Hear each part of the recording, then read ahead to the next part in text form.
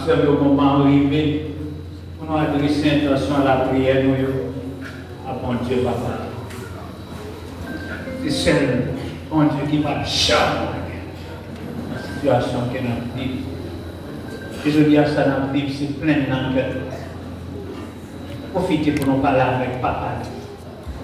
Papa, quand nous t'en dit, papa qui conduit